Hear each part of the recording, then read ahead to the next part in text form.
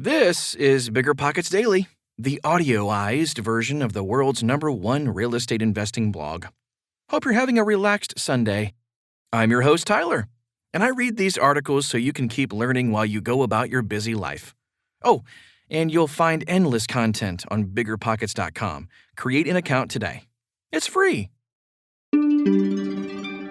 How Much to Charge for Rent in 2021? A Landlord's Guide by Jay Chang. So now that you have an investment property or two under your belt, you're probably considering the possibility of renting them out. However, determining the right property rent rates can be difficult at times. Not sure how much to charge for rent? You're not alone. After all, if you charge too much, you'll likely have higher vacancy rates, but if you undercharge, you'll lose out on profit. Here's how to check if your rental unit is priced correctly. First, what is market rent? The term market rent refers to the current average rent price for nearby rental property. Remember, rent is determined by the real estate market value. So in determining how much to charge for rent, what other landlords are charging is valuable information. However, keep in mind additional variables that can affect your rent, such as the number of bedrooms and bathrooms, any special amenities, square footage, single-family homes versus apartments or condos, garage or storage space available to tenants, pet policies. Prospective tenants may place more value on certain amenities like pet friendliness. That might mean higher rents. Just pay careful attention to your return on investment and your boundaries. Calculating market rent prices. In addition to browsing local rent listings, we recommend signing up for a BiggerPockets Pro membership. In addition to providing access to our investor calculators and our exclusive Pro forum, you can get access to BP Insights. There, our Property Insights feature can help you determine the right price to pay for your unit by analyzing nearby listings. This is a great place to start, so use it as a baseline. Pairing this with your own research is the best strategy. For example, go on apartments.com or Zillow and find nearby properties that resemble yours. Pay attention to the year built, the number of units, amenities, convenience, interior and exterior finishes, and inclusion or exclusion of a washer and dryer. It's unlikely that you'll find an exact match, but this is still enough to get a good estimate on the rent. You can also go low tech. Simply drive around your neighborhood. If you pass any properties up for rent, call their owners and ask how much they're charging. This will give you a rough indication of how much you should be charging. These methods will help you understand the viability of different rental rates. Know how occupancy rates affect rental price. What's the average occupancy rate in the area? Is it 95% or 85%? How's your property's occupancy rate compared to the regions? You don't want it to be higher or lower by too much. If your occupancy rate is much higher than the regional average, then your rent is probably not aggressive enough. If it's a lot lower, then your rent might be too high, or you might have a much bigger issue than just pricing. Check in with your property manager. Property managers are great resources, but don't rely on them completely. Ask them about current market rents and for a market report to determine how much to charge for rent. For the report, your property management company can give you a list of comparable properties with the current rents, which you can then verify yourself, either by researching online or visiting the properties in person. They can also advise you on what amenities might increase your rent. For example, if your property lacks a dishwasher, adding one might be an easy way to raise rents by $50 per month. Of course, you should carefully calculate your potential return on investment before making any major changes. If you don't have a property manager, real estate agents can also help you assess the local rental market. Don't skip the site visit. Once you've found a couple similar nearby properties, call or visit the property as a potential renter. Ask questions regarding the current rent, unit size, amenities, utility bill, and any special features. Preferably, you should visit the site to get a good feeling of their property overall. Go through these steps at least once or twice a year for each of your properties.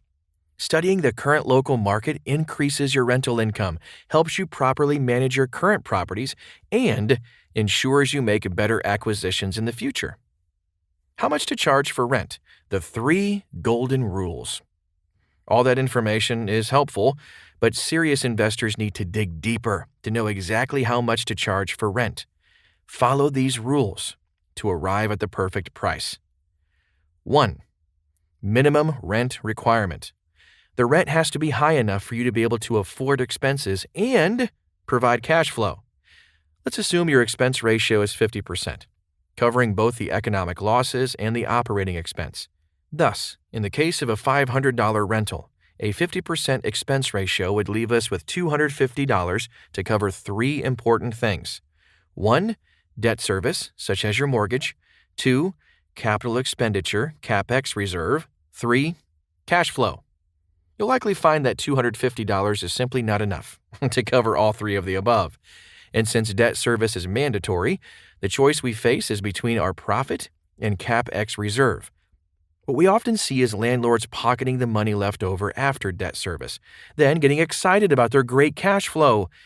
But eventually, something will happen. Maybe their house gets trashed and they need to replace the flooring, water heater, and stove. What they suddenly experience is that tragic feeling in the pit of their stomachs, which accompanies cash flow in reverse. All of the money they thought they'd made suddenly transfers from their account to their contractors. This is what happens when one has to make a choice between CapEx reserves and cash flow. That's why you need a minimum rent. There's no hard and fast rule, but for apartment settings, this is often around $650, and likely more like $750. For single-family rentals, this minimum rent requirement is much higher. Number 2, maximum rent requirement. We are always looking to fulfill two objectives, to both protect and grow our investment. Just like there is a minimum requirement for rent, there is also a maximum. We have to be able to appeal to the widest cross-section of the potential audience. If you buy rentals that are too high within the scope of your market, this becomes difficult. Shoot for rentals between the 55th and 70th percentile of market rents. This appeals to stable, reliable tenants, but isn't so exclusive that only a tiny sliver of the marketplace can qualify. Number 3, focus on price per square foot. In order to truly compare apples to apples, you have to price your rentals on a per square foot basis. Let's say you purchase an apartment building currently renting 1 bedrooms for $525, and online research indicates the market could withstand a $150 rent increase. But how big are those comps? If they're 850 square feet and your rentals are 600 square feet, that market research is no longer relevant, even if they're both 1 bedrooms. Can you convince people, for example, to pay even $625 if units that are 250 square feet larger are available for $700? Unlikely. With the information we discussed today, you should now be well equipped to set an appropriate rent price for your investment properties.